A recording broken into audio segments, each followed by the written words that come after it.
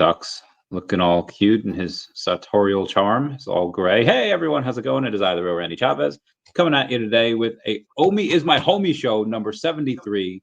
We got VeVe Gold Gifts, OMI in Q4 with the best co-hosts out there, Crypto Rain and Dr. Stuff. Everyone say hello to Dachi. Hello, Dachi. And my men, how you doing? Comey hats everywhere. Yes. I got one foot around here somewhere. Thank you, everyone, for waiting. This is doing well. Good to see you, gentlemen. Yeah, you too. You too. I had a quick conversation with Rain the end of last week about some plans that I'll tell you about afterwards. But the plans for VeVe and I guess the rest of the world seem to be going pretty well. Let's take a look at what we have to cover today, and it do be a lot. Government shutdowns, rate cuts, SORA and IP rights, OMI giveaways. That was done on Stacker and Stacker's big tease that they had the other day. David, you teasing a little bit about 50 Cent, whatnot partnerships, and more. We'll get back to those. Gentlemen, how was your week? How have you been feeling in this month of October, in the first week of Q4? Well, the government shutdown's been good to crypto. Really, overall, behind the scenes, a lot of banks are picking up ETH tremendously. And so ETH really picking up is going to kick off altcoin season much more. So looks like that might be ready to happen. Listen, it's crazy how, because people expect it to happen, things start to happen. You know, like everyone's like, oh, October. And like legitimately, all suddenly like October 1st, and it's like freaking green candles. like what?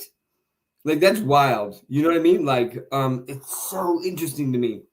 And I know that like Rain talks about this, and so does Paul from Definity, about how technical analysis works because enough people like believe in it and they look at those things, and so that they act accordingly to those numbers and stuff. People trade off of those, right? Like those Fibonacci levels and things, that it's like kind of like a self-fulfilling prophecy. And I think that's what we're seeing here, right? Is that people are like October, and everyone believes that things are going to continue to get hotter and hotter throughout the rest of the year.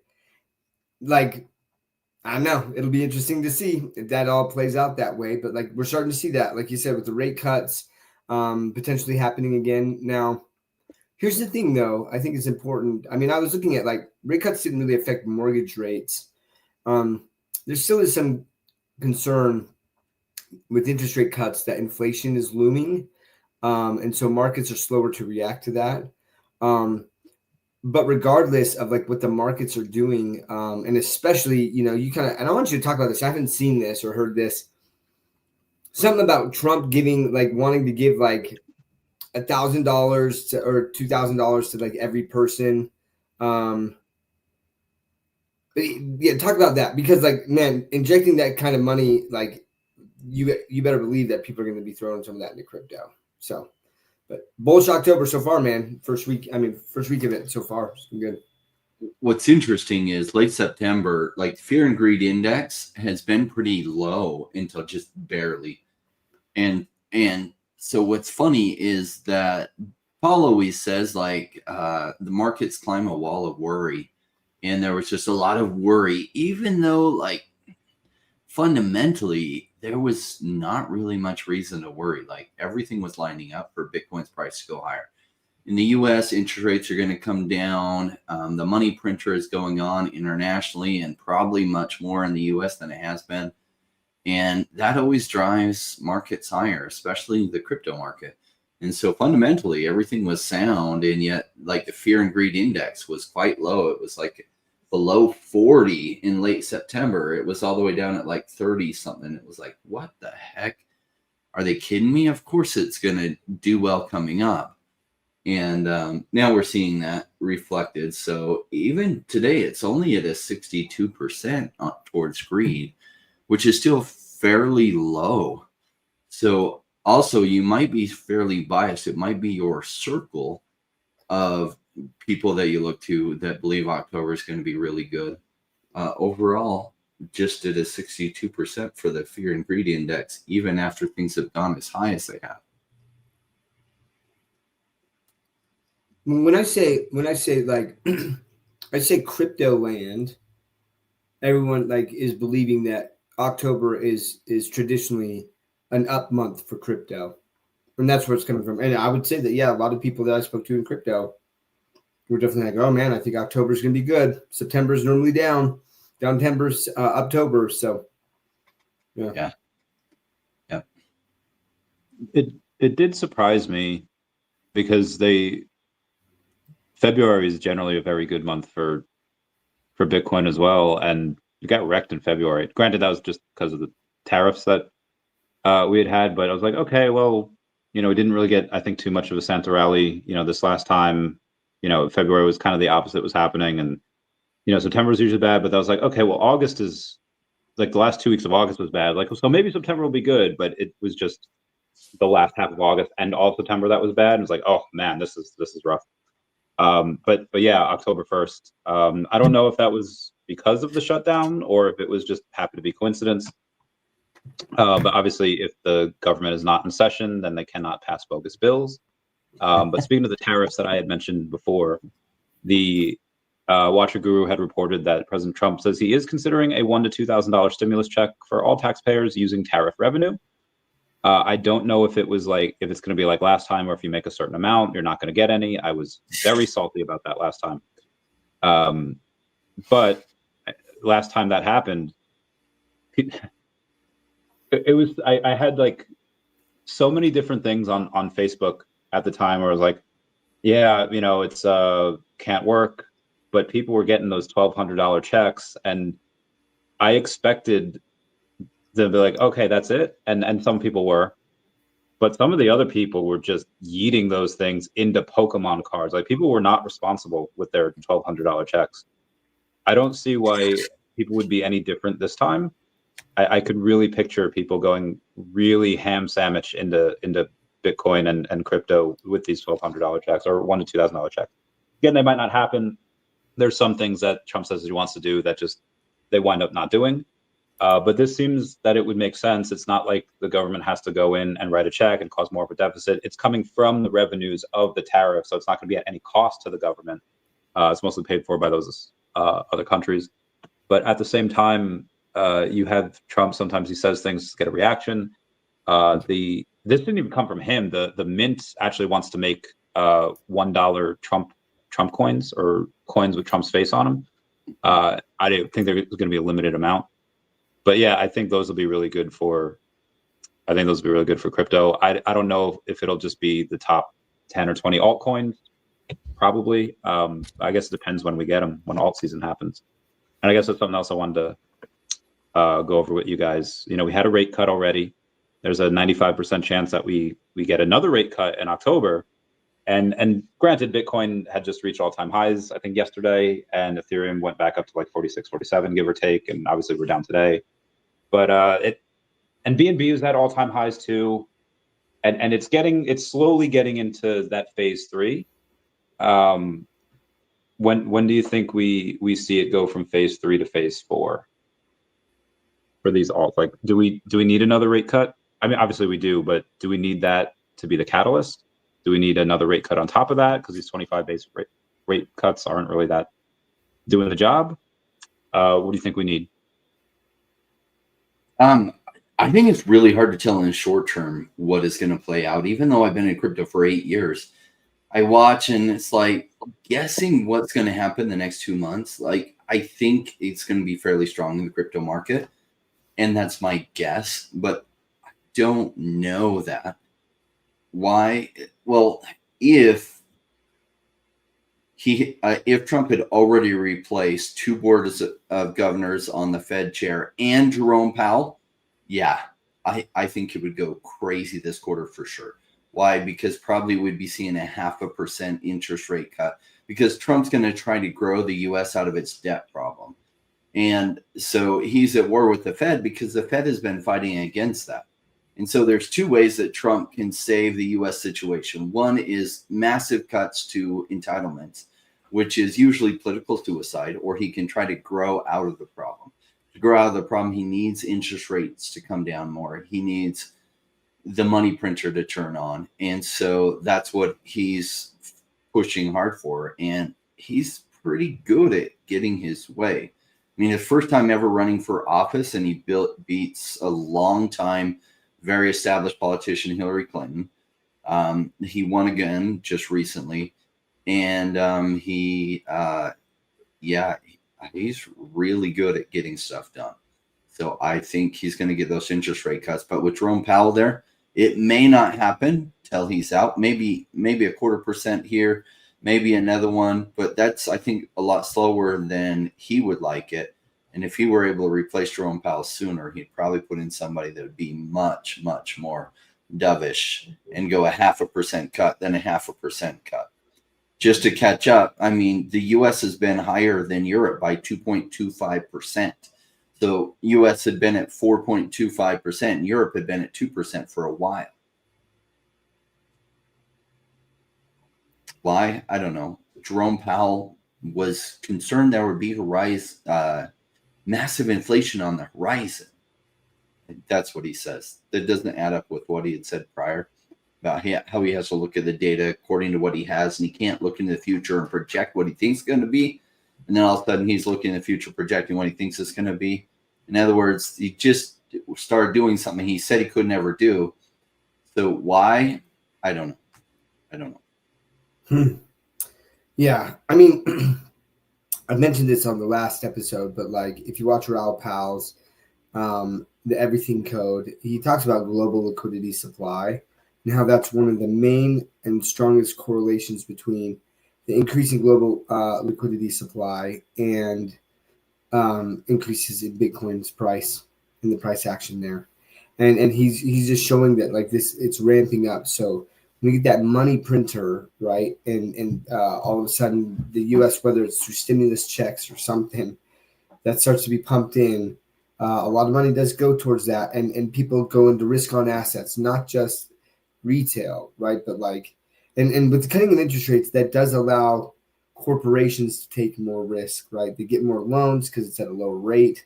They refinance loans, which then, you know, they could pay higher dividends. Like there's a lot of things that kind of really start turning that economic wheel and getting money into the system. And I think once we get that money into the system, that's when crypto starts to go really, really big. And then as that starts to go bigger and that greed indicator starts to get higher, right, then I guess just like last cycle, right? It's like people start jumping into crypto and everything just goes up for a while, and everyone thinks they're genius, right? Because it's like that really doesn't matter what coin they're in. All of a sudden, it's going up. You know, sometimes it's 50%, but for them, 50% is like crazier than anything they've experienced in the stock market. You know, but then some of these tokens are going 4x, 5x, 10x, right? And they're just tripping out, and like that's when, you know, like the money just starts. Like you're getting those multiples, right? Like just significant multiples depending on what tokens you're in the market cap and what the narrative is at the time.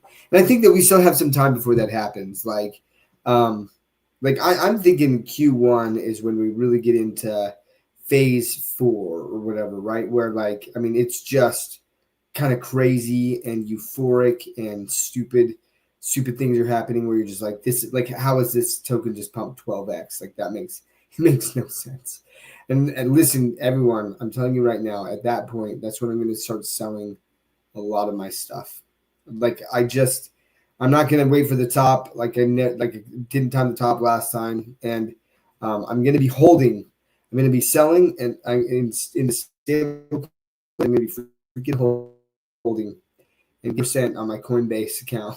You know, something like that. Like I'm not rolling it back into projects like I did this last time, and I'll just wait for the next bear market. We'll see how that all plays out.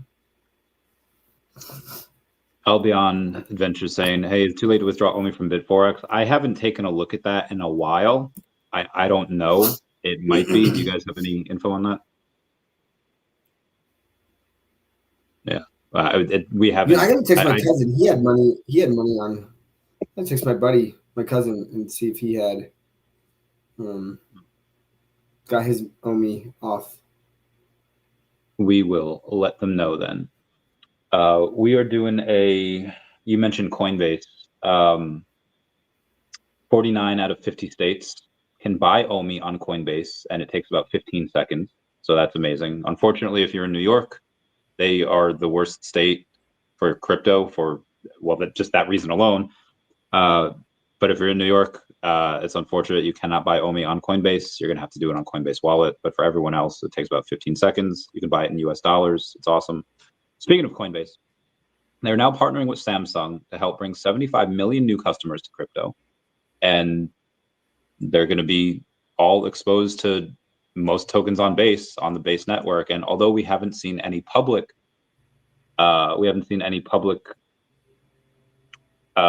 showings or public support from Coinbase or SHA or Jesse.base.eth, I feel like that is just around the corner.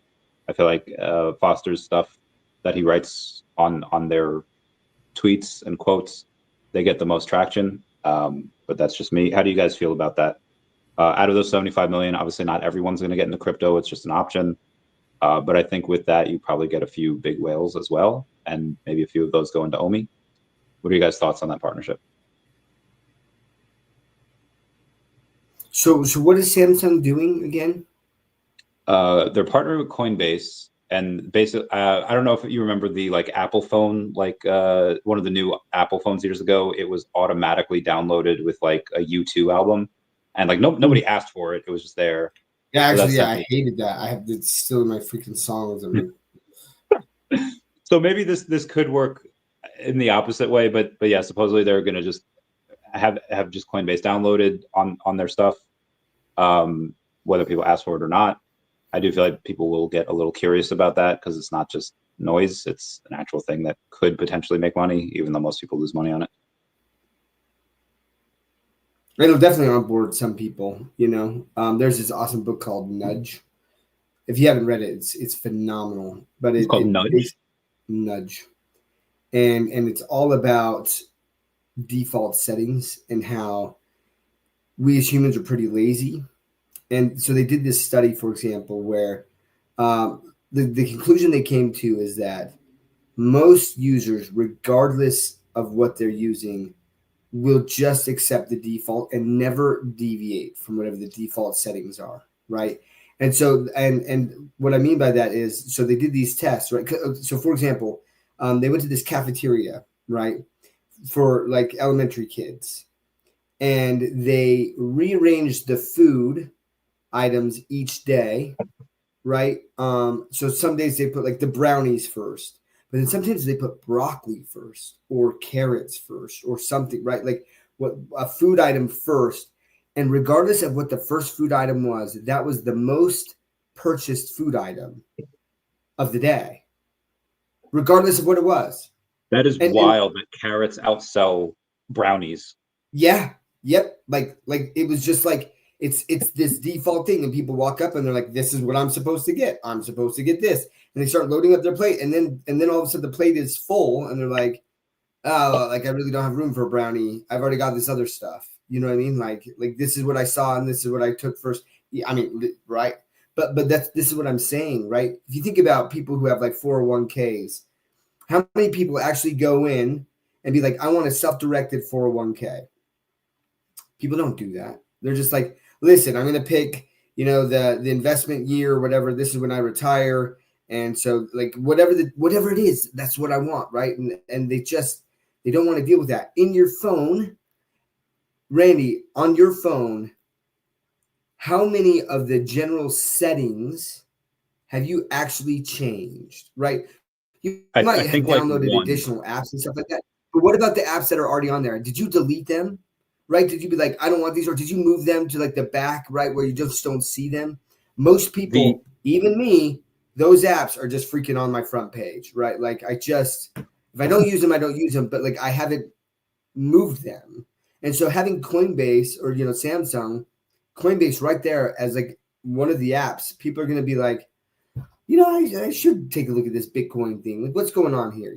So like, it's obviously not going to be like a one-to-one, success rate on that, but like it'd probably be a pretty high amount of the users that end up looking into Coinbase and getting crypto curious, if you will. Crypto curious. Yeah. Rain, you're on mute. We got a super chat in from Kyle with a very interesting question. It says, Rain and Randy, if you were forced to sell all your DEVVE or OMI right now, which would you sell? You know that meme from like 2016 where it's like, oh, you're going to have like, or 2015, like next year's election, you're going to either have to vote for Bush or Clinton, and then it's Stewie Griffin with a gun in his mouth. I feel like I feel like being forced to pick between those two, like there's no, that's horrible. I don't know. I feel like that Stewie Griffin meme. Rain, you go first. That is so mean, Kyle. It's such a mean question because like they cover different spectrums for me. So OMI, I don't think has as much upward price potential as DEVVE does, but OMI is lower risk in my thought process. So I like the diversification there. So OMI is in like a space with digital collectibles, which I think is a narrative that does really well. And OMI's dominating that narrative. And then DEVVE's higher risk, but way higher upside. And so having to choose to sell all of those, I don't know, maybe OMI, and I'd probably regret that because like DEVVE's just higher risk. So if it doesn't come together, then OMI will outperform. But I wouldn't sell either of those. I'd sell my car first, and I'd just walk to the gym and walk to the store and ride my wife. Be like, baby, can I borrow your car? Because right now, like I wouldn't sell either. I'm just going to wait to see how that plays out. My answer will play off kind of Doc's blurb that he had there, and in the same way that, I mean, for me, I don't know about everyone, but I think most people never forget like their first time, being biblical with someone. I feel like a lot of people kind of never forget like their first crypto, or at least the first crypto they go like all in on. And I would be selling at like a $500,000 loss if I sold OMI right now. So I probably not going to do that. I would probably have to keep the OMI because like there's people from the DEVVE Telegram that like know me and like me and watch me, but I would lose like my audience also if I just sold all my OMI like that. Like, okay, why are we listening to Randy now? He's got no skin in the game. So I'd probably keep the OMI, even though I agree with Rain that the potential for DEVVE, the ROI is bigger. Well, listen, Devo Kyle, I also own OMI and DEVVE, so I'm hurt by the fact that I was not included in this question. I don't know if you realize this, but there's 3 of us up here, actually. So I'm going to answer this as well.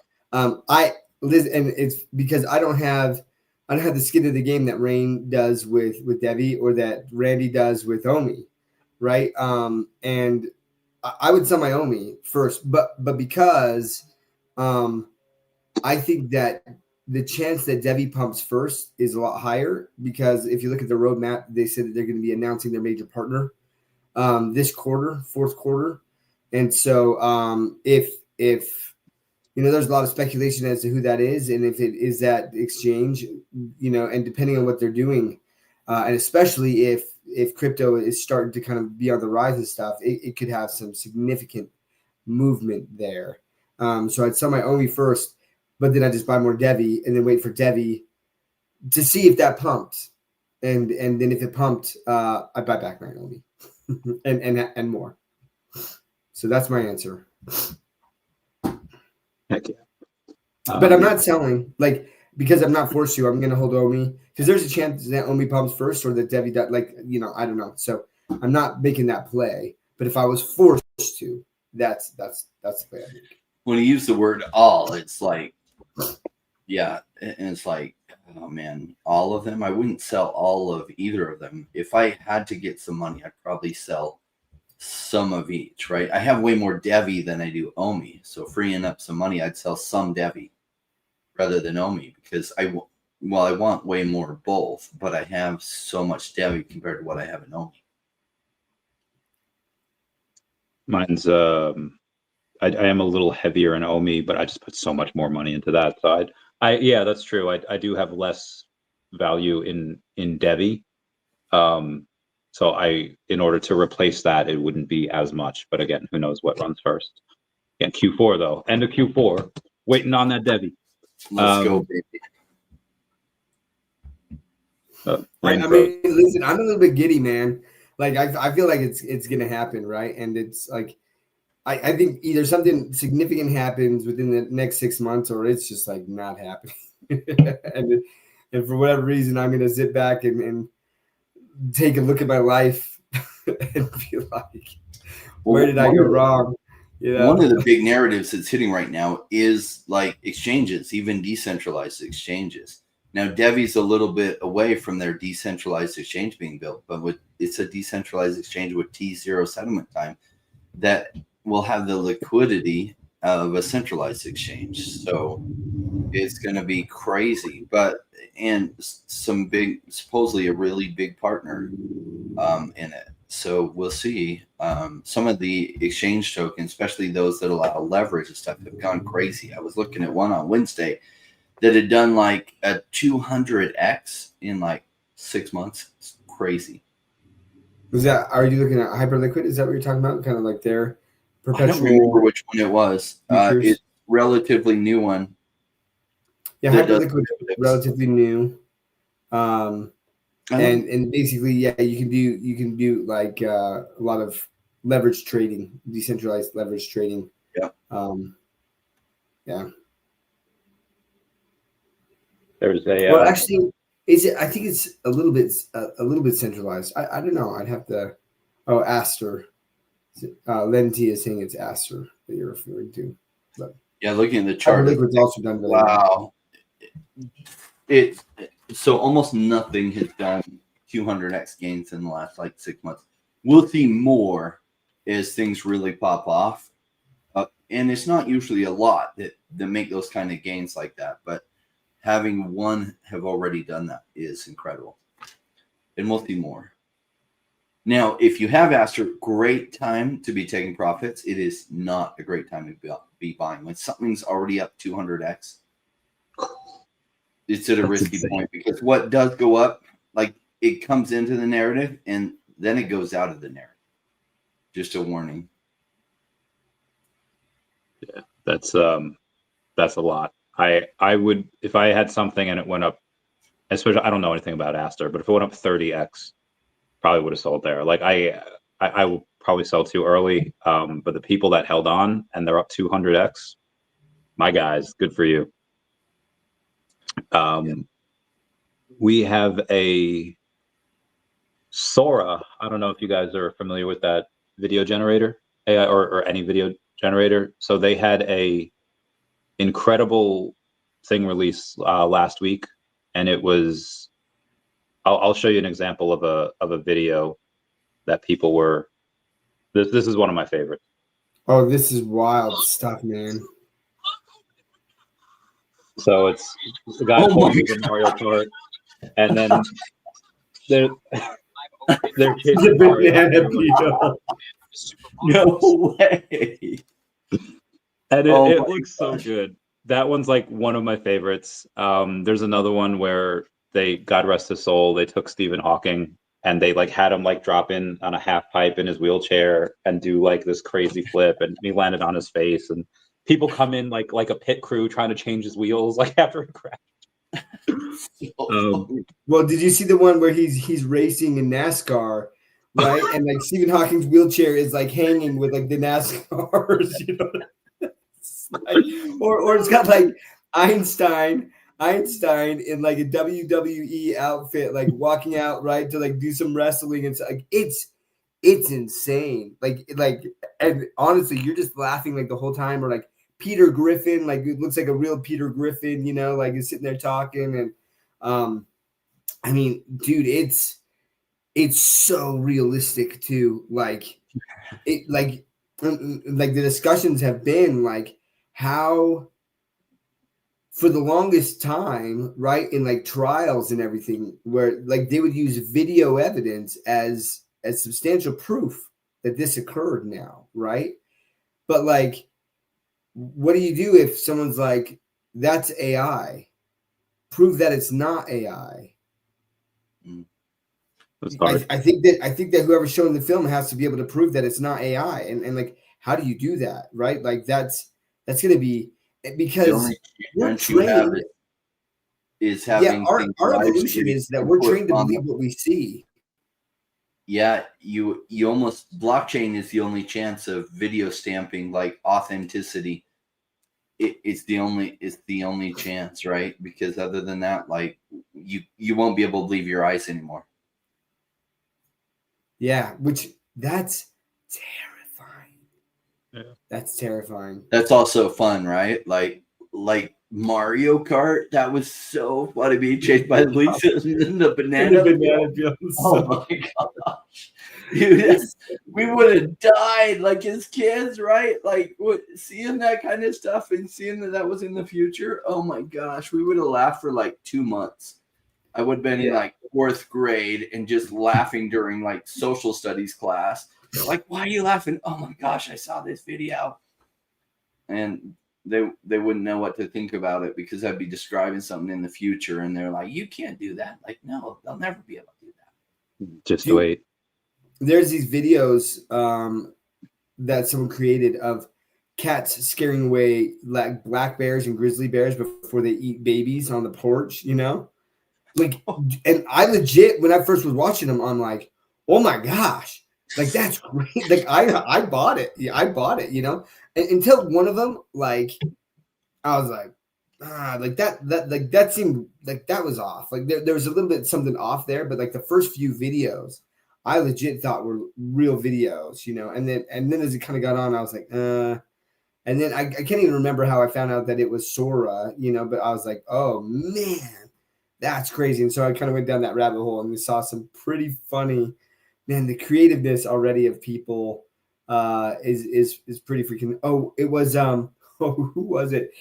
So Sam Altman, they did a video of Sam Altman, who like he is the CEO of OpenAI, which created Sora, right? And a video is him from it looks like security footage camera, and he's stealing a GPU from like Best Buy or something like that, right? And they're like, "Hey, what are you doing?" He's like, "I need the processing power for Sora. I need the processing power for my AI. I just need it, you know." And it just looks so real, and you're just like, "What, dude? That's so crazy." It's pretty funny. Maybe that's how we'll do our music video, Doc. Dude, we actually probably could. Like that'd be amazing. Because we can take our picture, right? You just like upload your face, and then you can just say use this face, you know, or like our body or whatever like that, and then you can totally tell it to make a music video, man. You and just already have like the song there, dude. That'd be wild. Yeah. There's a lot that's gonna fool people. I even a few months ago, earlier this year, when you could kind of clearly tell that it was AI, Tammy would be like, "Hey, look at this video." I'd be like, "It's AI, Tammy," and she's like, "Oh, really?" And I'd be like, "Yeah." So now we're especially when you have now on TikTok, you have to have the tag that says contains AI generated media. But here's what the White House posted one day ago on their official TikTok. Nobody likes Democrats anymore. We have no voters left because of all of our woke trans bullshit.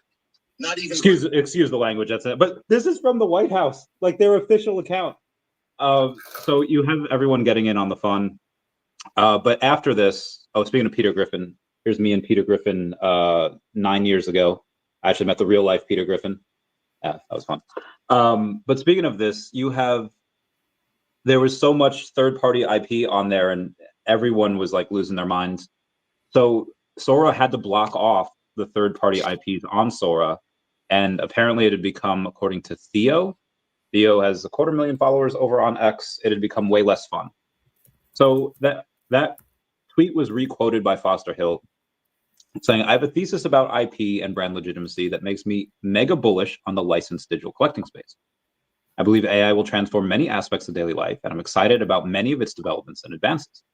Recently, OpenAI released Sora, and social media was immediately flooded with incredible AI-generated content featuring the world's biggest brands and IPs.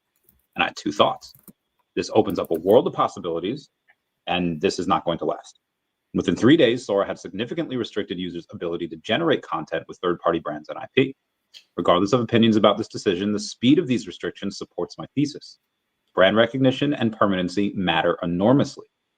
AI has made so many things possible for the first time or dramatically easier than before. New AI-generated products and creations emerge faster than anyone can track. But here's a critical question. People can create anything at the click of a button. What makes something hold value? What makes it special? The answer, in my opinion, is brand and IP rights, which VeVe has in spades. AI can make almost anything you want, but it can't legally infringe on established creators and creations that hold permanence. This is one of the few areas where AI cannot create or improve because you can't create or improve what you don't have the rights to. For better or worse, licensed brands and IPs have withstood the test of time because they control access, evolution, distribution. They're interested in ensure the growth and sustainability of these brands, and I believe this will continue over time, and that's why I'm bullish on licensed digital collecting platforms like VeVe. And that goes to, I made a video on this a few days ago. Roblox announced a few months back they're not going to do what Fortnite did and try to negotiate with all these licenses to make games on their platform. They're just going to go to people that already have those licenses to make those games.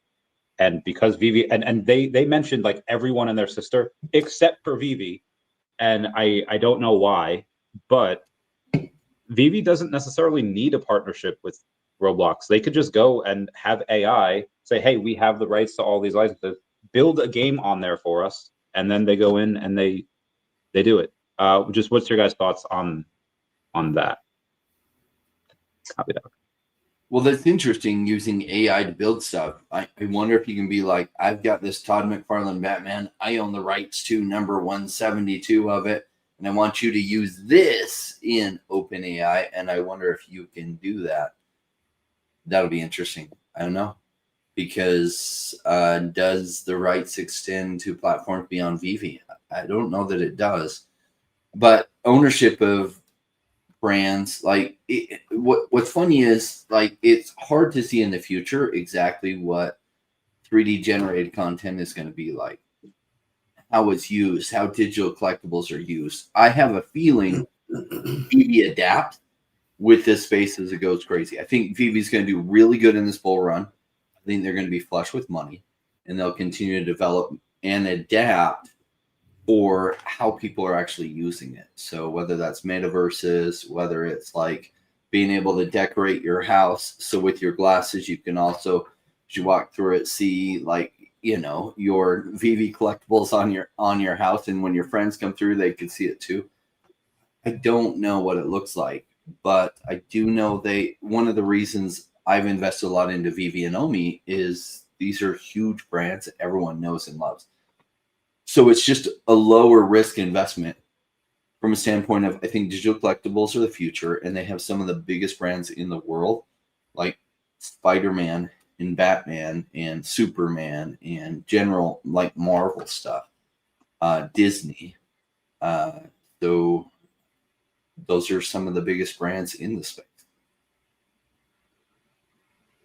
Yeah, I mean, that's one of the things and one of the reasons I've always been very bullish on VeVe, right? Is because of the IP. And so their ability to utilize that IP, I've always thought that one of the strongest use cases for their digital collectibles was to have a skin in the games tied to your NFT. I feel like that's a pretty easy API to integrate. And it's going to happen at some point, whether it's VeVe first or someone else, but it's going to freaking happen.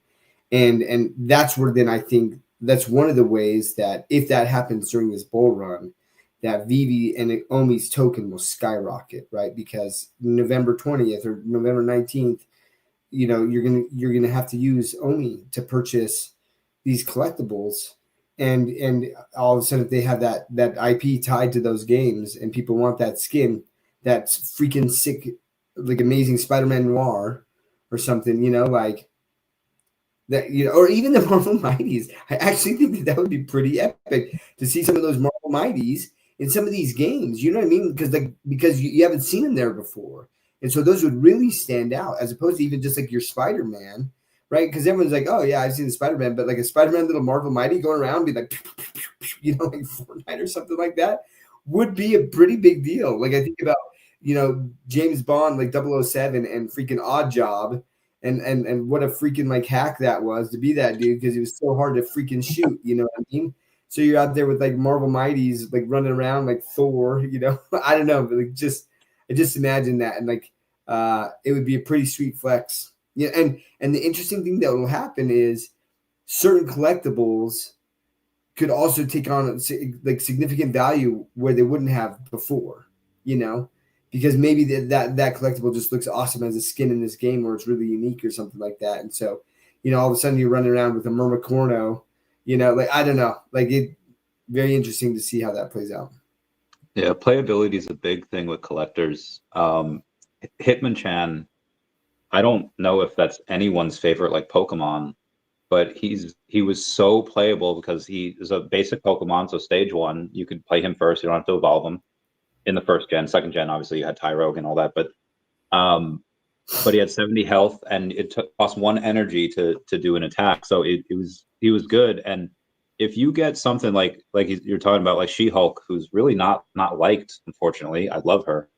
If you give her some like real playability with special stats, like she can Hulk out, yeah, and she's just as good as the Hulk, value might go insane. Again, we're just speculating here. Yeah. Speaking of speculating, and we'll do one more thing before we get to OMI. I speculated on this, and I feel like Thanos, where they called me a madman. Julian Montoya says there's only ever gifts for gold logo holders, and there was definitely a gift for having 10 million OMI on the app. You got the Secret Comey logo. And there was gifts for Rocket Blockchain gave away, I think, featured logos or something for having a Murmacorno. So it's really not all just with the logo, but I understand where you're coming from, where most of the gifts from the company come because of holding a logo. David had teased a while ago that we would get a coin, some type of coin from Agoro, which is a coin company over in New Zealand. And everyone said, no, that'll never happen. But he confirmed in a video either late last night or earlier today that we will be getting them.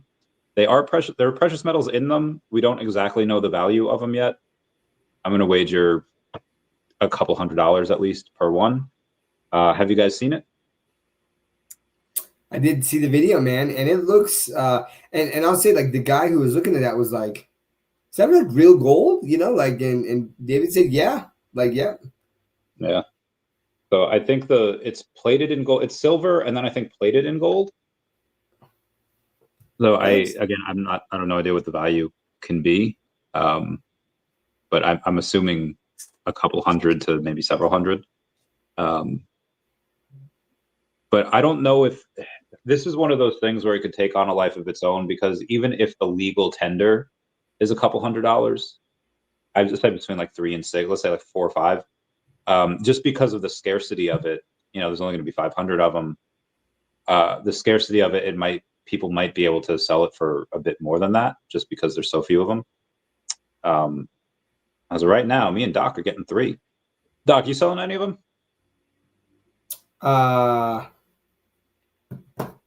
Yeah, I'll probably sell one. That's why I have 3 logos, so that I can maybe sell one. Yeah. You know, like when you get 3, like if you only have one, then like when I only had one, I didn't sell my stuff, right? I was like, sell it, yeah. I can't sell this, you know. But that's why I had multiple, so that you know, if there was something where I was like, listen, I can let go of one. Also, it helped me with like potentially getting better mint numbers on different gifts and stuff like that. So yeah, like I'll probably sell one. So if you guys are interested, hit me up. Maybe we can cut a deal. So what about you, Rain? How do you feel about the, depending on how much it is, like, is that something that could bring a bunch of momentum to VeVe and OMI? Be like, hey, look what we got. We got an extra thing that's worth $500 in legal tender, not just an NFT that could potentially have an inflated price just of scarcity, but an actual thing that you could sell in real life just for the contents of the actual gift. You know, like if you think about it, like why has VeVe done so well? And some of it was timing, but some of it is the founders are just cool guys. And with brands evolving, like Procter & Gamble is this nameless, faceless entity, right? That like you don't really know who the executives are and stuff. It's not a brand that people are really behind. Like nobody's like, yeah, Tide, they're my favorite. Let me decorate my house with Tide. But like VeVe, part of the reason VeVe is so passionate, or the community is so passionate, is because they believe in the leaders. This just further cements, like they didn't have to do this. This was just like a nice surprise, a huge give, which is, I guess, just further builds faith in the founders and like value in the community itself. So I think that, you know, I'm kind of shocked, especially if the value is several $100 in precious metals. Like, yeah, you know, I guess surprised. And I think that's cool. I think it's a big deal. Is that itself going to kick off momentum for digital collectibles and stuff? No, but I think it further cements certain people to VeVe for forever, especially people that, especially those that made the sacrifice to buy their gold and silver logos. It really just further cements in their decision that they did that. Yeah, man. Listen, I'll say this, like I have thoroughly, like I've already gotten the value that I feel like I paid for these gold and silver logos in the gifts that we've gotten, you know, to date. Like just there's so many things in like access, you know, like this is David's baby, man, and he cares. And like I've gotten real FaceTime with David and Dan because I'm a gold and silver logo holder. Like I definitely that definitely weighs into their willingness to chat with people. You know, they're like, okay, these people vested, you know, they're vested in this project and they're holding this. And so, yeah, I think it's something to consider, which is why, I mean, listen, there's one guy in the gold and silver logo group now. He has 10. He has 10 of them. This is wild, you know? So yeah, like I've loved it. And, you know, who was that? Who said that? That it seems like you're really only getting it from, where did it go? Where they basically, oh yeah, there it is, Julian Montoya, right? Like, there's only ever gifts for logo holders. Well, like they've been very transparent that like they're gonna give gifts to logo holders, which is why like I purchased them off the market, right? Like my first two, like I got those and paid for them because I was just like they said that there was gonna be gifts and so I wanted to have those gifts and had to pay for it. And speaking of those gifts, when and maybe this is probably a little bit different for everyone, but if you ever grew up poor and you were living pretty skint, like kind of paycheck to paycheck, treating yourself as like maybe a soda, but once the money starts coming in, it's like, oh, okay, I'm gonna get sushi, I'm gonna get avocado, I'm gonna get the extra side of, like, you would never get the extra side of anything. You would barely even go out when you're poor. And the reason I bring this up, the parallel I'm trying to draw, is that VeVe's been running very, very lean for the last couple of years, and the money's about to get crazy. What do you think is going to happen to the value of the gifts that they're going to give their most loyal customers? Do you think that value is going to go down? Is it going to stay the same? Or is the value of the gifts going to go up as more money comes into their pockets? I know David and Dan, I think the value is going to go up a little bit because, again, not only one, do they want to give back and they're great people, but also that's going to increase the value of the logos. And I'm telling you guys right now, the people, the executives of other companies recognize where they fall or where their best NFTs fall in the secondary market. and there are not many that surpass the value of a gold and silver logo. And other companies are aware of that. So just gonna throw that out there. Yeah, interesting point. Shout out to Stardust Run. He's an old friend of mine, and we were just texting. We're on totally different time zones, so we don't always connect up. He got moved, the other side of the world. But we're longtime friends. We go way back. He came to my wedding like 9 years ago.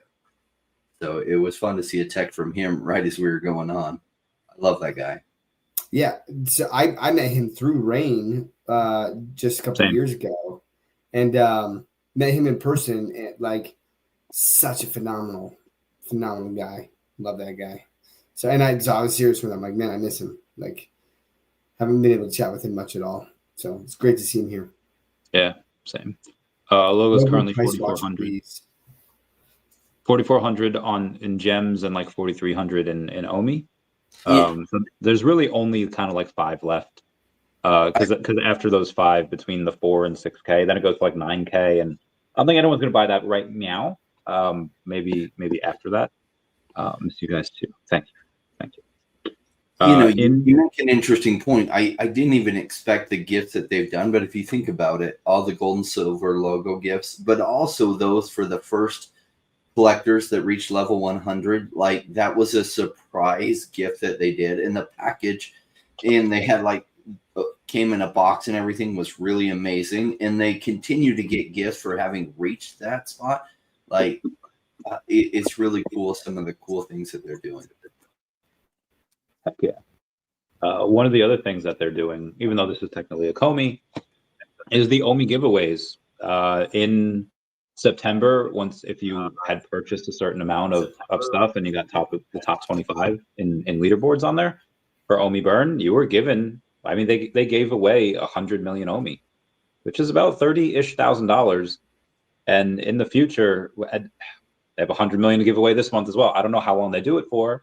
They probably only need to do it until the bull market kind of hits. But when OMI 10X's, they'll be able to say, yeah, we gave away over $250,000 in our first month, because that's what it'll be. I remember seeing some of these video game tournaments years ago, where if you won the like 4th or 5th prize was like 25 Bitcoin, that was worth like $50. And they can go back and say like, yeah, we gave away, a couple $1 million worth of Bitcoin back in like 2012, and I think it's a really good marketing technique. How long do you guys think they should, when the bull market comes in, do you think they should continue with the 100 million OMI giveaway, or lower that down to like 10 million or 5 million, depending on what the price hits?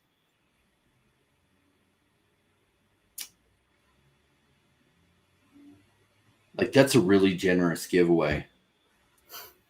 Like, that comes from like generosity, and there's some self-interest there in building the Stacker platform and stuff, which is cool. But like that is a really big giveaway. I mean, that amount of OMI, like I think OMI does much better than 10x in the coming bull run. So it's like what they're giving away has significant value to really see people using Stacker. I think it's cool. Yeah, I think it's cool. I think if OMI starts to significantly pump, I mean, if they're giving that much away, you better believe there's going to be crazy hype to it. You know what I mean? It would bring in even more people if they were doing something like that. So that's kind of what the war chest is there for, So if it brings in a ton of users and creates more OMI burn and stuff, it helps everyone, and especially Dan and David with their holdings too. So yeah, that would be insane. So speaking of Stacker, they had a reply. I'm not 100% sure who runs the account. They had a reply to someone, and Mr. Mav saying Stacker World Marketplace will have trading volumes that will run circles around today's Web3 marketplaces. IP digital assets, time is coming, buckle up. And you have a guy named Bobby Sat saying, not without self-custody. Whether you agree or disagree with him, I personally disagree, but you have Stacker replying saying, is it too early to say soon? do the not without self custody.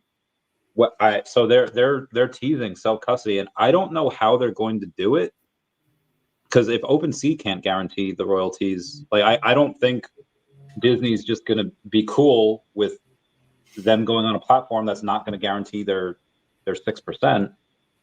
So in order for them to do that, they probably would have to guarantee it, and I don't know how. But if we can get self custody, I think you see a bunch of ETH rich whales and Solana rich whales. Anyone that is rich want to get first appearance Spider-Man, Superman, Batman, Mickey Mouse. One, how do you guys think this might be possible? Maybe the person that runs the Stagger account was on Ambien, or do you think that even if that does happen, what does that do to the collectibles and OMI in conjunction with that? Well, what's funny is one of VeVe's biggest strengths is also a weakness. Like, some people argue for self-custody, but a lot of the non-crypto people are not ready for self-custody. They want a login and password, and they want reversibility. And so it is the ETH whales, right, that are purists about, like, hey, no, if it doesn't have self-custody, I'm not interested. So if they're able to do both, because the centralized system is what people are used to. And if you're having to teach people tons of new habits in order to get your product is usually doomed to fail. Now, when there's massive money there, people will learn how to go through a bunch of hoops to try to get that money. So maybe some companies have survived, even though they had a whole bunch of hoops that people had to jump through to get it. But it isn't normal. Part of VeVe's strength was in 2021 that it was simple, that people could download the app, create a login, and they could then buy with a credit card, and they didn't have to worry about self-custody. So in a perfect world, they'll be able to allow you to self-custody it or continue to keep it in a centralized system, because most people are just going to want a centralized system. Why? Login and password is all that they want to have to keep track of. Yeah, I had not seen that. I had to retweet that out, man. That's pretty big. And so yeah, how do they do that, right? Like without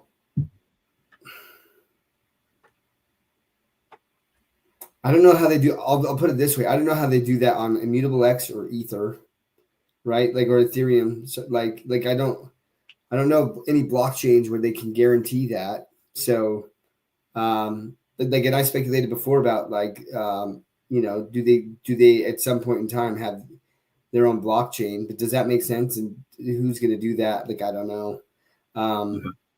So like, yeah, I'm trying to wrap my head around that actually.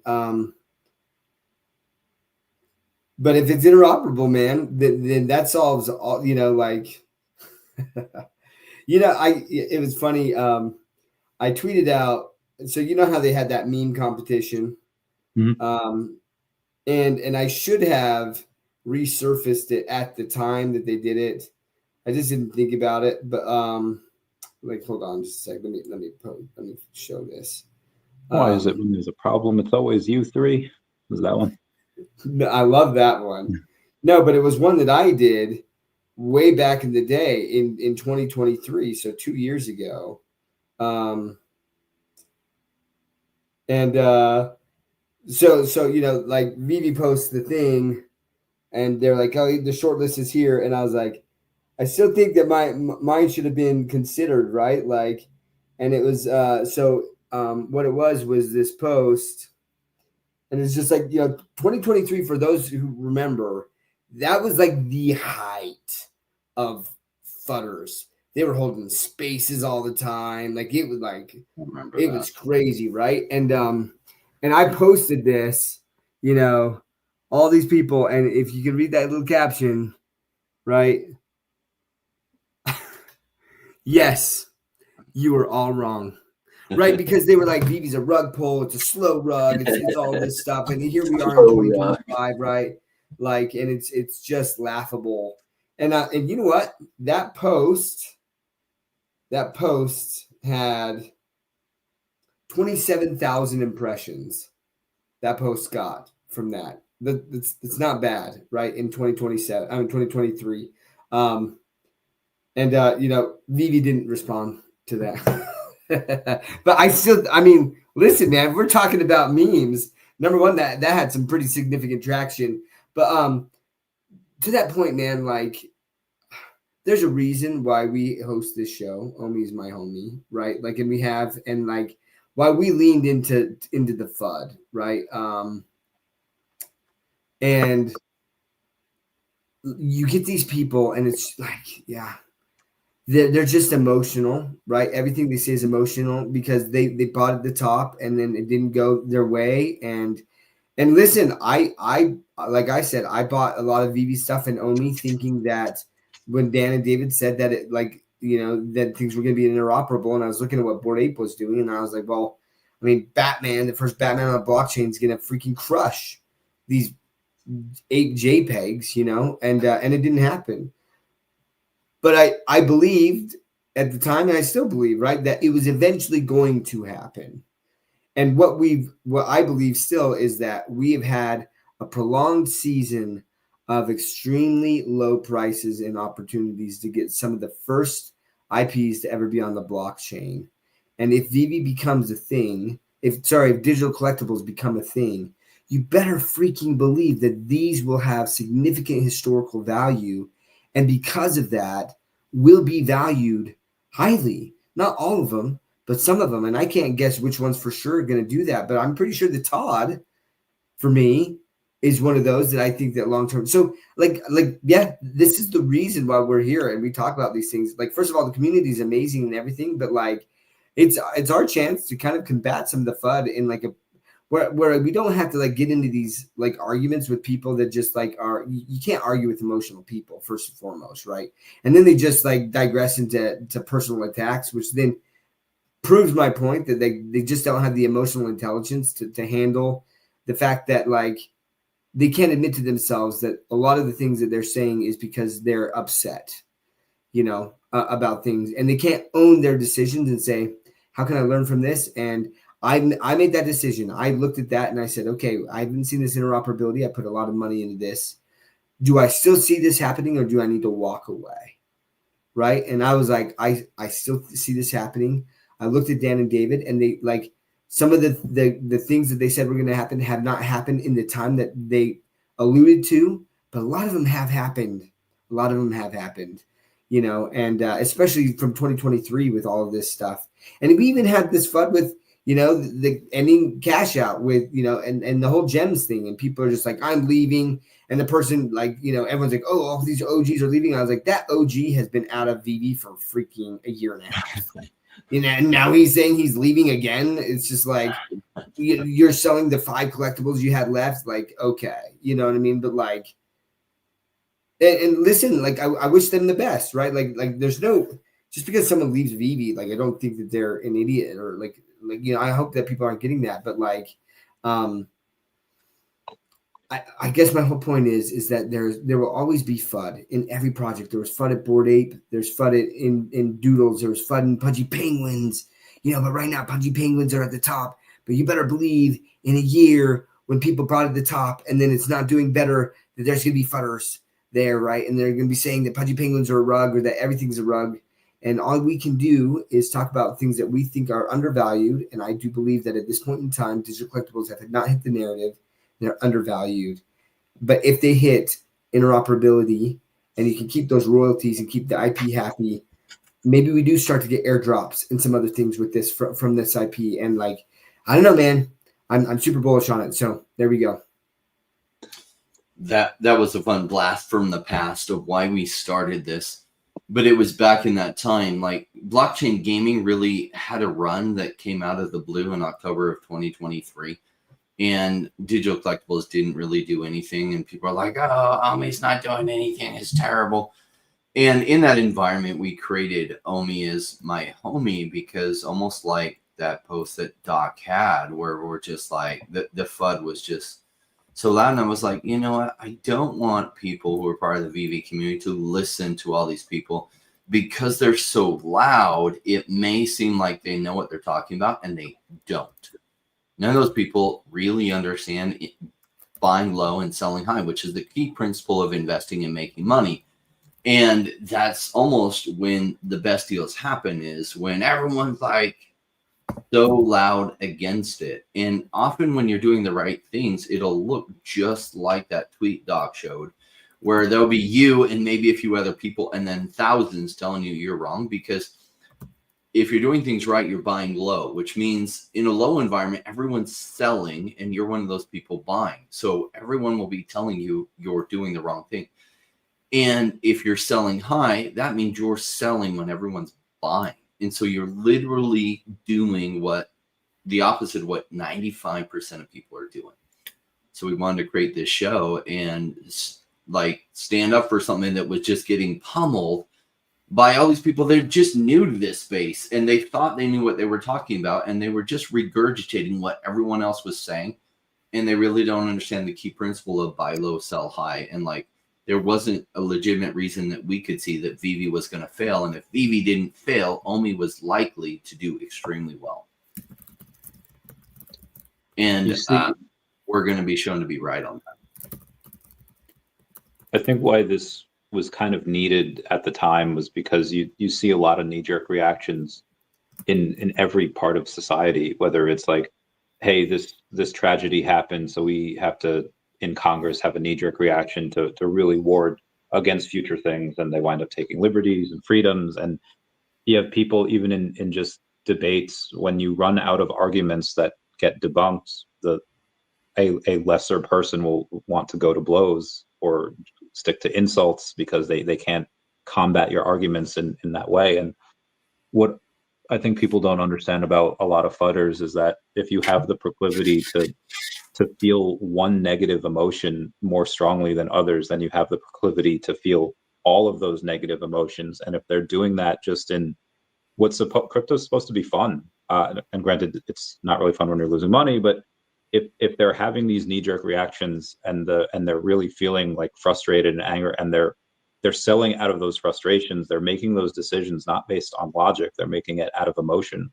You see that in relationships, you see that in people in general. And when there's so many of that, you need to have a counter to it. And I think this counter that we've created of the hey, let's try to break it down logically, and let's try to say, like, has the thesis of the company changed? You know, are they still making money? What's going on? Is there actually new competition out there? Let's take a look.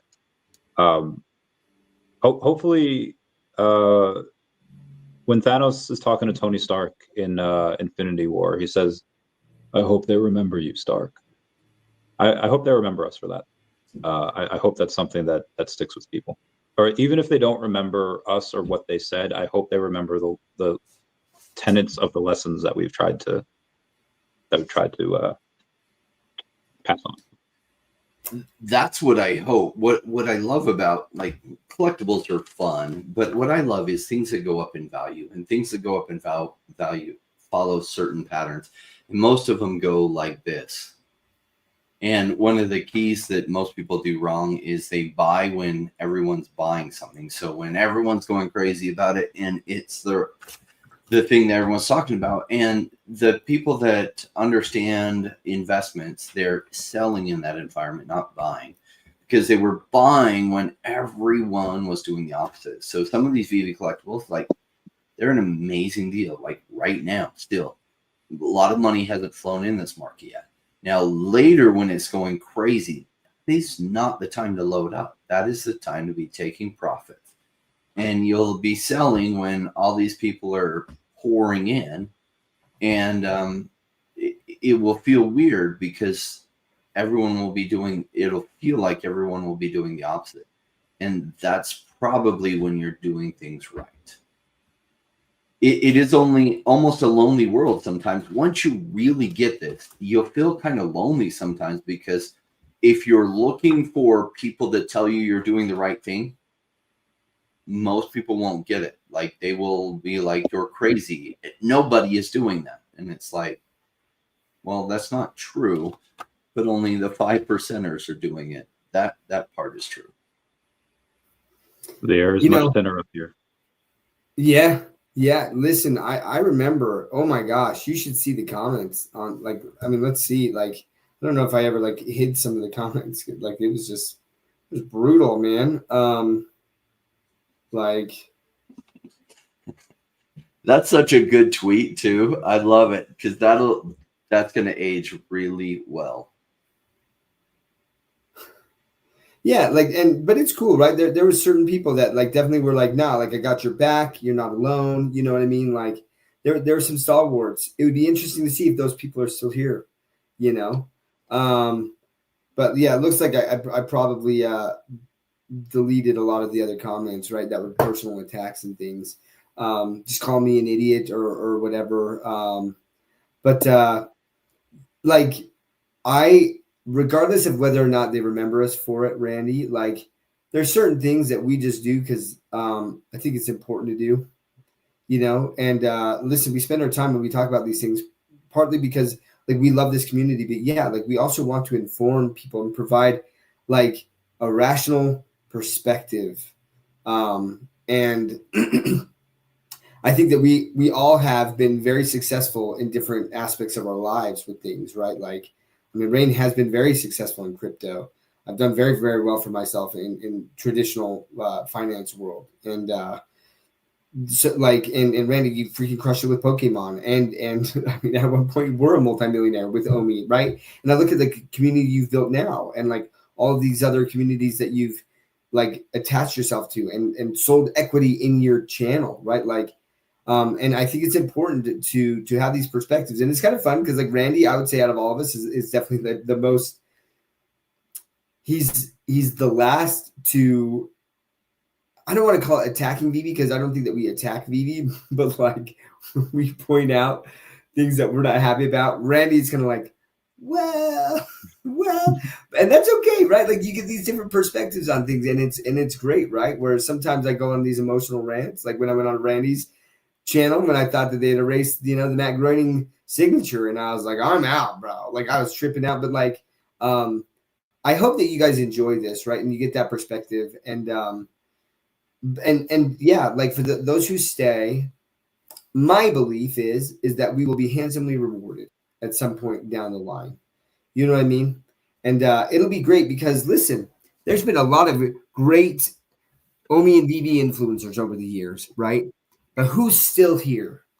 That matters. I think that matters. And I think that history will look upon this and I think that we will be able to go and say like, okay, like who sat there through all these years, you know? If VeVe does a Netflix special and stuff, they're gonna look at like, okay, here's their early onset, but then who through the FUD years stayed, right? And man, I think that we are one of the very, very few channels out there that have been as consistent, whether it was first around the Economiverse, and then, look, we lost one of the people from around the Economiverse, right? They lost faith in it, and they just were like their timeline. And this is one of the things that we told Jordan early on. It's just like, you're too heavily concentrated in OMI, man. That is not safe. That is not safe. And then he got tired of waiting. He needed money now. And like the money that he had put in, he needed to see returns. And he saw returns everywhere else. And now he's chasing SPX 69,000 or whatever that is. And I wish him the best. I do. That guy was awesome.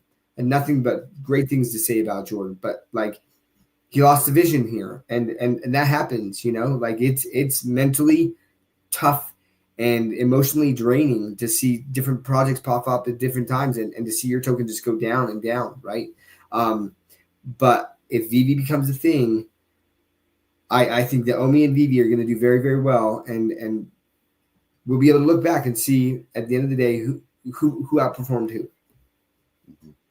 There's a video that was made like 15 years ago, or at least was uploaded to YouTube 15 years ago. It was a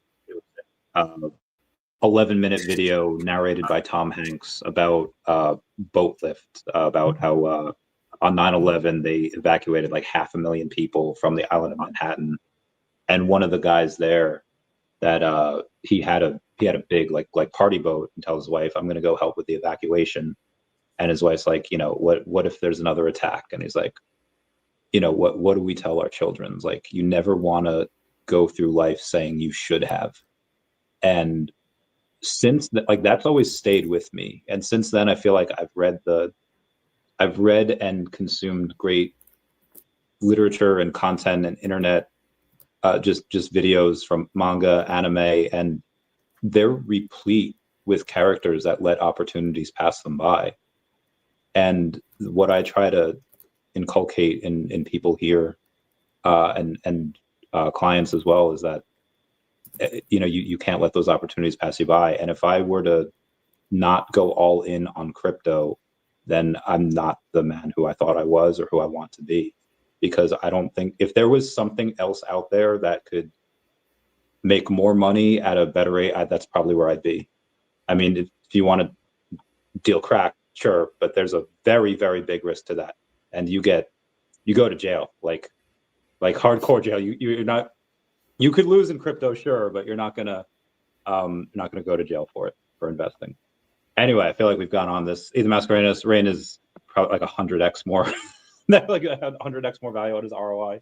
He's got a lot more invested. Lentiza, thanks guys, every Tuesday. Oh, we can buy you guys a beer one day. If we go broke, buy you guys a handshake. That's fair. Special handshake. Speaking of special, David Yu says that, he doesn't say, he posts that a picture with 50 Cent at an airport. Could we be getting 50 Cent on VeVe? We'd be getting more music as opposed to Ron English stuff. What do you guys think? It'd be fun is if the backstory of that is 50 Cent recognized David Yu and been like, yo, what's up? I need a picture with you. That would be so funny. Like, listen, it could get to that point, right? You know what I mean? Like, it will get to that point. Think about this. Okay, let's say digital collectibles become the thing that we think it's going to be, right? And that it's a household name. And I think people are doing his social flex. A significant stuff. Yeah, I think a significant, like, just like with Bored Apes, you had Paris Hilton, Jimmy Fallon, Neymar owning Bored Apes. I think that celebrities will be owning VeVe Gold and Silver logos, right? And that those parties will be crazy. So when Randy's sitting there saying, oh, like, what are these gold and silver logo holders going to get?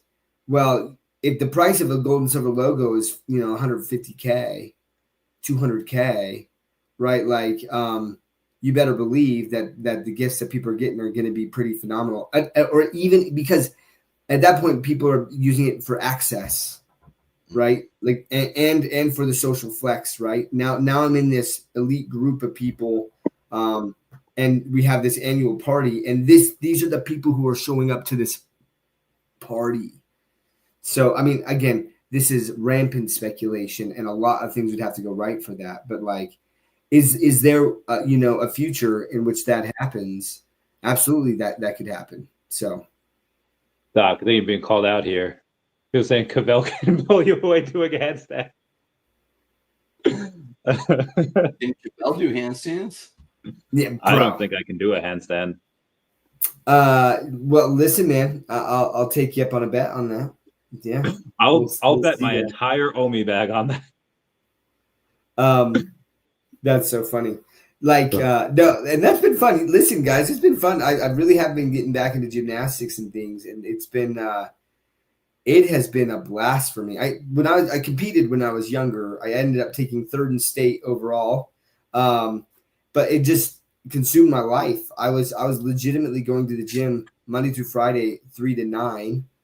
And one day I show up at school and everyone's talking about this birthday party of my best friend that I wasn't invited to. And I was like, yo, what the heck, bro? And he's like, I just knew that you wouldn't be able to make it because you were gymnastics. And that's when I was like, well, I'm not going to be an Olympian. So I think I'm out. I think I'm done, but getting back into it has been awesome. As I've been getting back into shape and doing all these things, I'm working now on trying to be able to do a round off double backflip.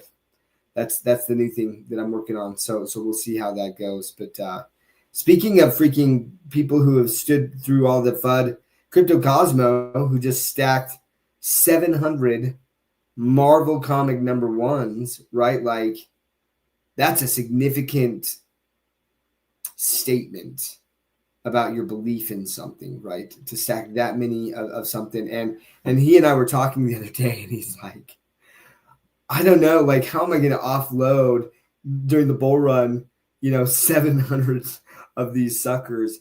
And I said, at the end of the day, you don't have to, because listen, during the last bull run, these things were valued at $700 to $800. So I'm like, you sell 50 of those things, and you've covered all of your expenses and already are in profit. You know what I mean? And depending on what min numbers you have or different things like that, you never know. You never know, right? But like, yeah, sometimes it is kind of like a slower burn, but like each time, man, you're selling one for something like that. Like that's some significant cash flow. So. And when he sells it, it won't be for gems. It'll be for OMI, because in November you have that. So he's going to sell for crypto and don't have to worry about cash out. Yeah, that's going to be great. Doc, I know you have to bounce. So one last question here. The Whatnot partnership. They sold a decent amount of product on their first day in their store. They did not hold a live stream. Those live streams will apparently be conducted on, I don't know if it's going to be every Thursday and Sunday, but at least the Thursday and Sunday of New York Comic Con. There was some dude that bought $37,000 worth of stuff at the actual decon. Like, it was one person, and they just cleaned him out. It was like Michael Jackson going into that store in New York and just like, oh, I need one of those. I need one of those. Do you have these in green? I'll take that. I don't care. And it's like, a piece is missing. I don't care. The dude just went ham on it. Again, supposedly live streams will start this week at New York Comic Con. What did you guys think of the partnership? And were you guys a little disappointed on what they did because there wasn't a live stream? Did you pay much attention to it? It was like, it's just another thing. Well, yeah, I'll say my piece and then I gotta go. But like, I was disappointed that it wasn't a live stream. I think that's part of the fun of Whatnot. You know, like, I mean, on the few times that I've tried to participate in a Whatnot, yeah, like it's fun to be able to interact and people are, shouting out your name as you're putting in bids or whatever. That's part of the fun. But is that just like, I'm like, oh, like this is ruined? Like, no, right? Like, they're gonna do a live stream.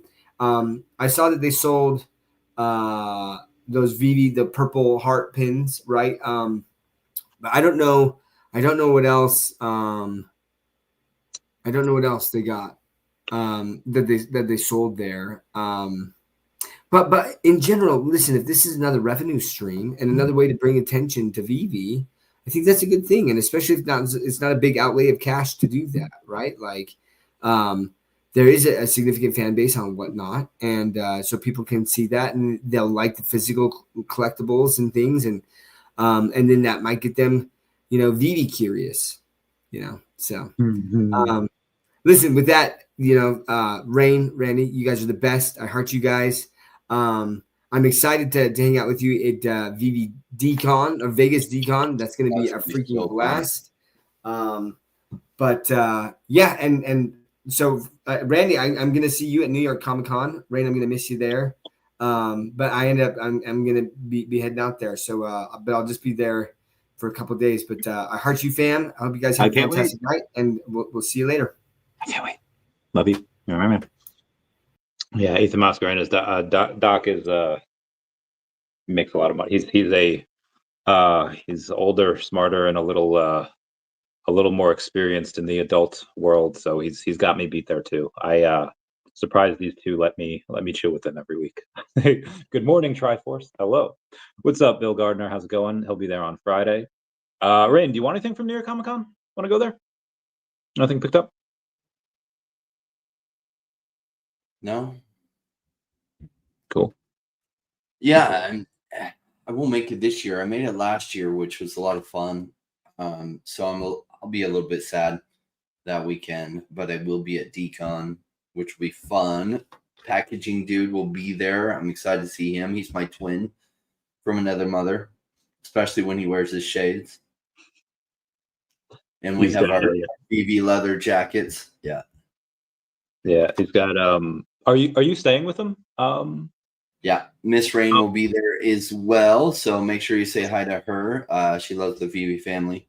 Heck yeah. I think Bam Bam's staying there too, so y'all have like a party. That'll be fun.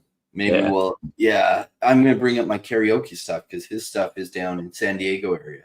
Oh yeah, so one day, I think on that probably Thursday. I don't know when the I actually don't know what day the VeVe party is. So if that's gonna be probably Saturday. So maybe we'll have a party at his place. What day are you getting there? I think Wednesday, maybe. I wanted to go Wednesday too. I think Wednesday. But Spirit Spirit's like going down.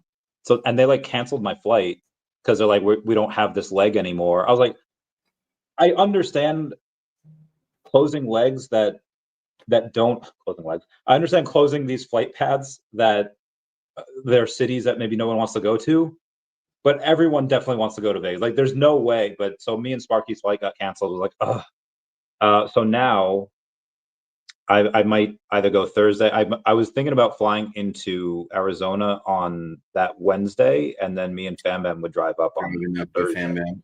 Yeah. Just that'd be fun. But she can't. Good company too. Dude, I love her, but she can't leave on Wednesday. I would like to leave like on Wednesday, but she doesn't want to take like a third day off work.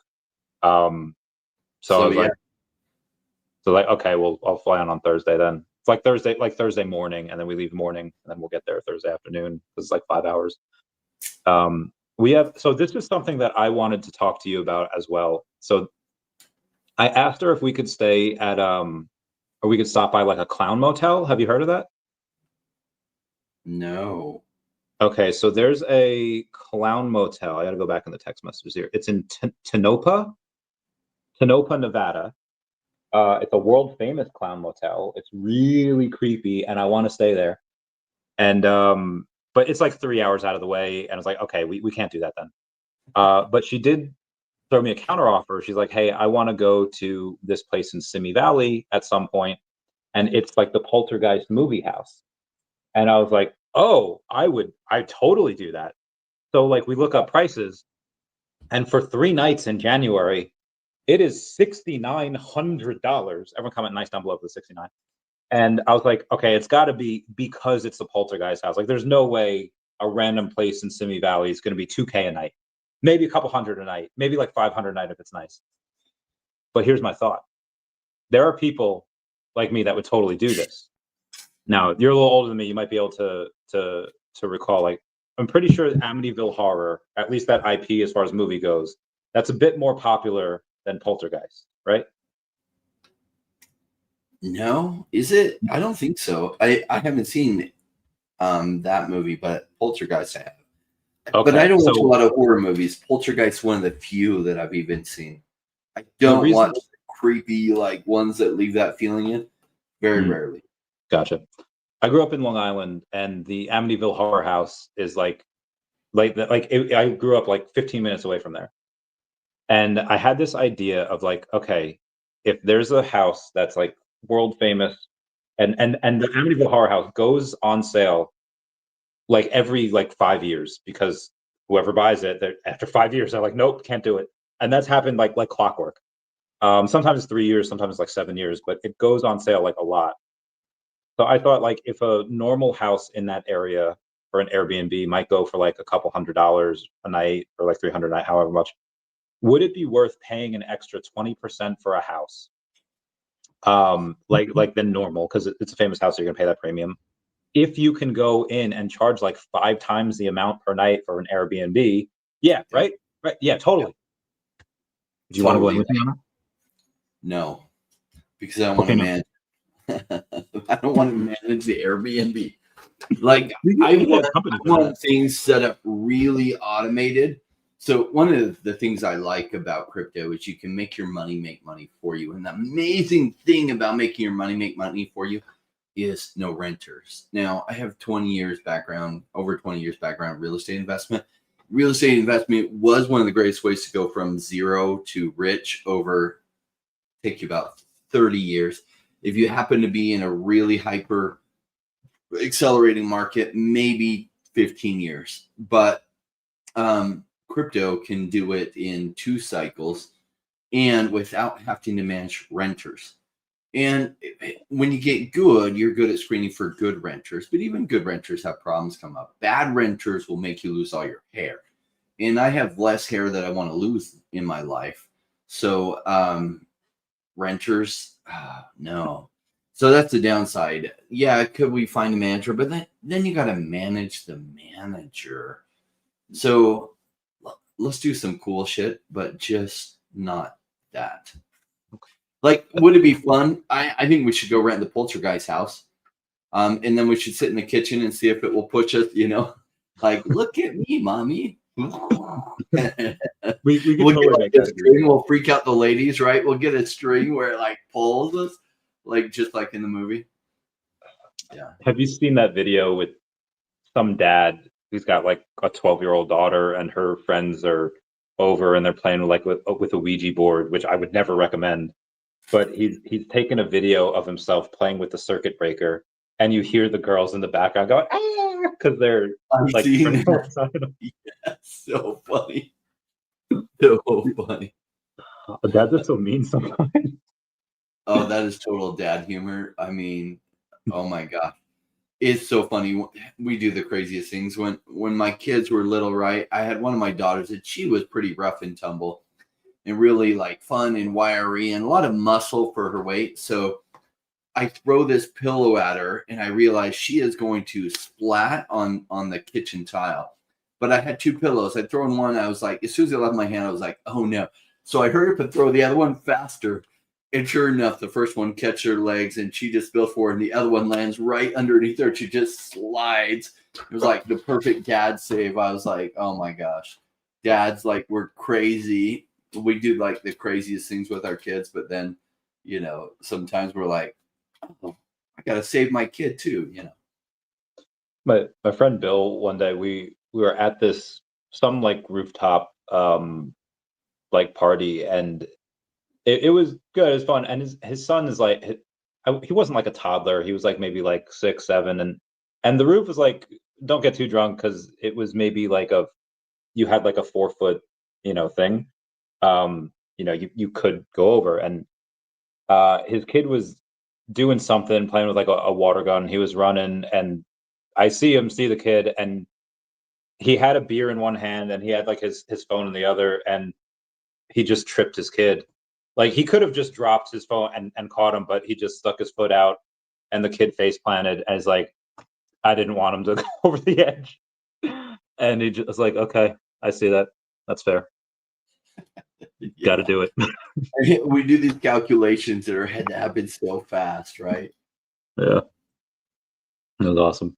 Yeah, that'll be fun. So for Vegas, if you're getting there on Wednesday, maybe I'll get there on Wednesday. I don't know. I'll let you know. I have a couple of friends that are coming that aren't not really VeVe peeps, but I definitely want you to meet, because Dan, it was like my mentor in the high risk lending. He's just like us. You'll love him. He doesn't really put any more than like $5,000 into any one investment, even though he's richer than I am, like by a lot. So he's got maybe like 20 million. Until he's not. He's got like 20 million OMI. He's got a good amount of Bitcoin, I think, too. And most of his stuff's in the S&P, which, granted, S&P like all-time highs right now, so he's chilling. But I was like, maybe you can convince him more than me. If he makes an amazing 50%, he'll be so excited. Meanwhile, certain crypto things are going to go like 50x, and then 50% just looks minuscule. I can't wait. Oh, so excited. So there's so many. I know not like I think stablecoin bill or whatever. There's a significant, I think Senator Lummis, or there's a significant thing that's about to happen before the end of the year, has to do with crypto legislation. I know DEVVE has a couple things rolling out end of Q4, end of this quarter. If I, gun to my head, I would say that DEVVE probably has that ability to run first, or that probability to run first. I mean, anything can run at any moment, but wish I knew. I wish I knew how it'd play out. Yeah. It depends on when that announcement comes out. Like, I guess, like we know Manu at Definity, and they got a digital crypto license through Jersey, which is licensed out of the UK, which means it covers the broader EU, is my understanding, because it's in an EU country. As far as the regulations go that way. But they're trying to get one in Europe, and Manu complained about how long it took, and it took so much longer than it needed to. I think DEVVE's going through that headache. And I think the partner doesn't want to make the announcement until their license comes through. So we'll see when that announcement's made. They had said that they had anticipated making it fourth quarter. So hopefully it does come out then, because I would love for DEVVE to run first, because I'm heavy on that, and I'd love to roll some into other things. I'd love nothing more than DEVVE to go like 50x. Meanwhile, OMI's still at these same prices. Then I would load up on a bunch more OMI. I would love to have enough OMI that, certain people use an M when they describe how much OMI they have, and then other people like use a B, and it would be way fun to use a B instead of an M. Yeah. I'm going to try to get up to 300 million next week at 275. We'll see. We'll see. Yeah. Nice. Keep everyone posted. David Hill says gold price going nuts. It is. I mean, government shut down. The money printer is going to go burr. Hard assets are going to go crazy in this environment, especially if Trump does stimulus check, and especially if he can get Jerome Powell to resign early. Then I think they put somebody very bullish in there, and bigger interest rates come sooner, and quantitative easing comes sooner. Can't wait. I'm going to be very excited. Trump's social media is wild, from the White House to Twitter, to Instagram, where he had, I think 2 days ago, uploaded another video of them blowing up a drug boat from Venezuela. And one of the comments made me think about, are you familiar with the cocaine bear story? The what? Cocaine bear? Yeah, it was back in the 80s, 90s, when Clinton was governor of Arkansas.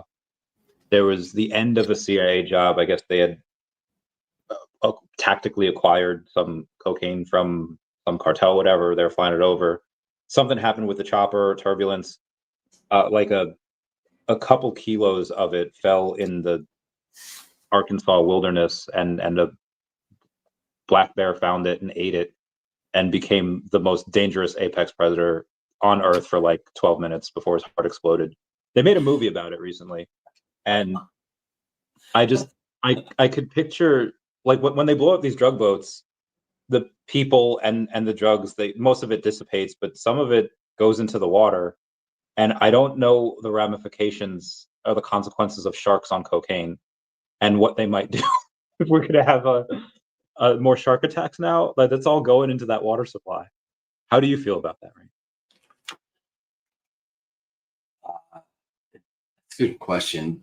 Because it instantly dissolves in the water and gets dissipated, I bet you it gets all the local fish around there high. Hopefully not overdosing them, but like, I don't know, when you blow up something in the ocean too, like toxic oils go into the environment and stuff. Yeah. Is it good? Well, no. I mean, I was thinking as we were talking earlier about that video he posted and stuff. Then like 5 years ago, where everyone's like, "Oh, Trump's doing mean tweets." Like, everything was about his mean tweets. Now it's his mean memes. I was thinking about it like, oh, he graduated from mean tweets to mean meme videos. It's like, yeah. I mean, with Sora AI, I can imagine the mean videos that he's going to do, because he's so mean.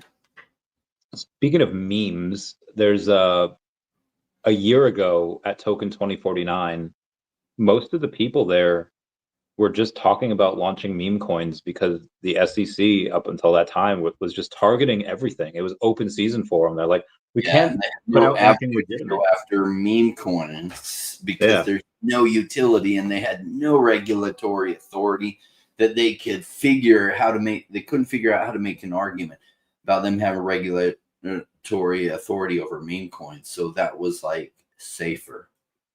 So that's what everyone was doing last year at 2049.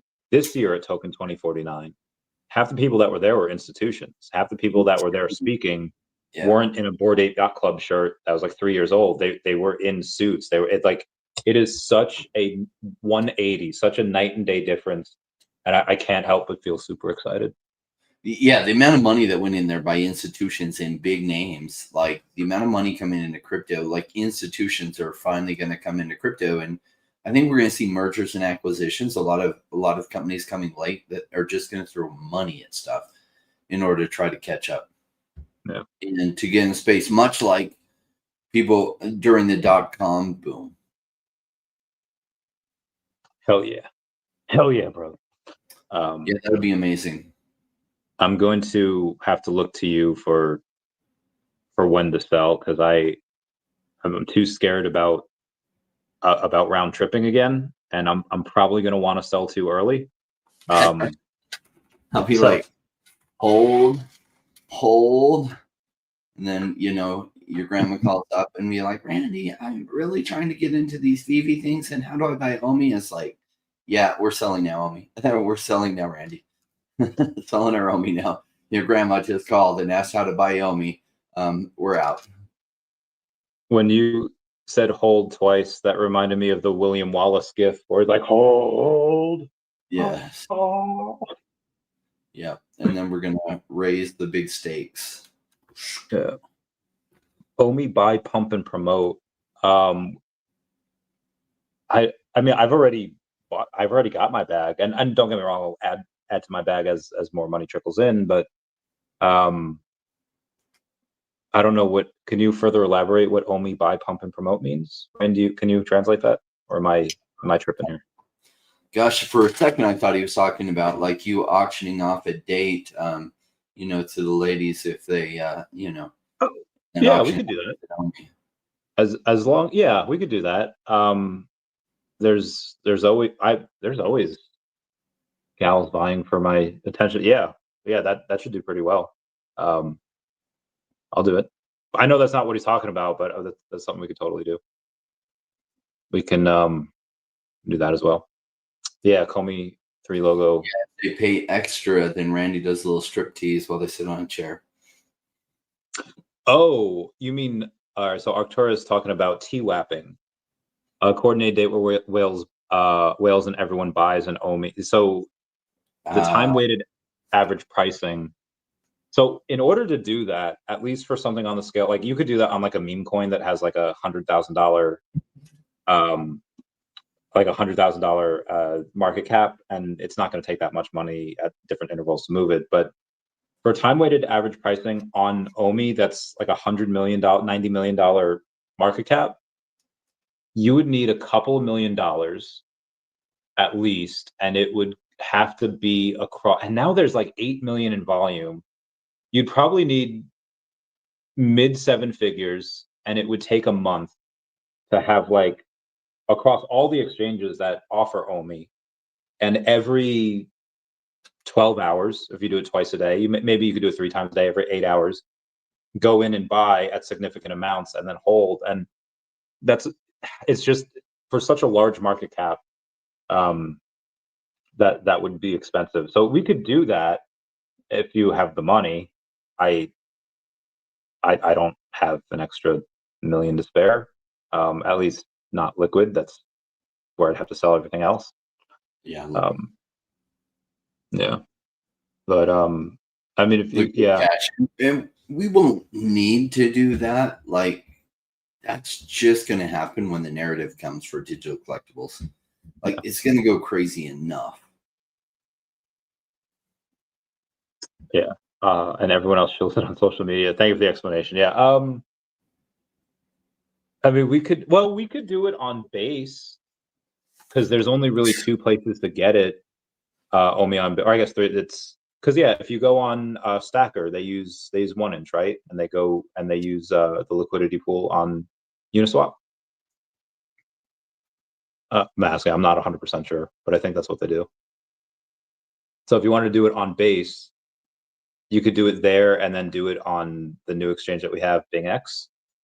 And this way, there'll be a big disparity, you know, a big arbitrage difference. So people will probably buy it on Base, try to convert it, and then, or buy it on ETH and then try to sell it on Base. You might have something like that, but that'll still create more volume as well, and it wouldn't take as much time. But I also feel like we're getting into like the manipulation type of thing, and I don't know if that's gonna, yeah, probably not worth it to do.